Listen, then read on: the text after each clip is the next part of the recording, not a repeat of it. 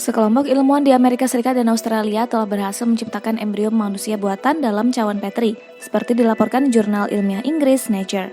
Laporan tersebut mengulas dua penelitian yang menunjukkan sel puncak embrio manusia atau sel dari jaringan dewasa yang diprogram ulang dapat diinduksi untuk berkembang secara mandiri dalam cawan Petri, membentuk struktur yang menyerupai embrio awal manusia. Mengutip dari Dewa Indonesia, pada tahap awal perkembangannya, embrio manusia membentuk struktur yang disebut blastokista. Para peneliti telah menciptakan struktur mirip blastokista atau blastoid dari sel dalam cawan Petri. Ini adalah model embrio manusia terintegrasi pertama yang mengandung jenis sel yang memiliki relasi pada semua garis keturunan sel pembentuk janin dan jaringan pendukungnya. Blastoid buatan ini bisa menjadi alternatif yang dapat diakses dan terukur untuk membantu meningkatkan teknologi reproduksi, pengetahuan tentang perkembangan awal embrio, dan mencegah keguguran serta cacat dalam kandungan menurut studi tersebut. Mempelajari perkembangan awal embrio manusia merupakan hal yang sulit. Kendalanya adalah terbatasnya jumlah sampel yang tersedia dan kendala etika serta hukum.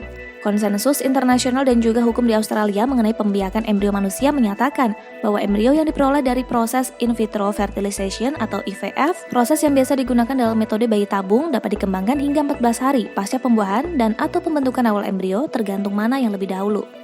Thomas Dwaka, profesor di Department of Stem Cell and Developmental Biology di Icahn School of Medicine di New York, Amerika Serikat mengatakan, ketersediaan model alternatif akan mengurangi ketergantungan para ilmuwan pada penggunaan embrio manusia alami dalam penelitian. Baik ilmuwan Amerika Serikat dan Australia menemukan bahwa blastoid manusia muncul setelah 6-8 hari pembiakan, dengan efisiensi pembentukan hingga hampir 20%. Blastoid memiliki ukuran dan bentuk yang mirip dengan blastokista alami, serta jumlah sel yang sama dan juga berisi rongga dan klaster seperti massa internal sel. Hal ini mirip dengan blastokista saat tumbuh selama 4 hingga 5 hari dan beberapa diantaranya menunjukkan tanda-tanda yang mirip rongga proamnion dan sel-sel plasenta. Studi tersebut memang memiliki keterbatasan. Pengembangan blastoid tidak efisien dan bervariasi tergantung pada sel yang dihasilkan dari donor yang berbeda. Blastoid juga mengandung populasi sel tak teridentifikasi yang tidak ditemukan pada blastokista alami manusia.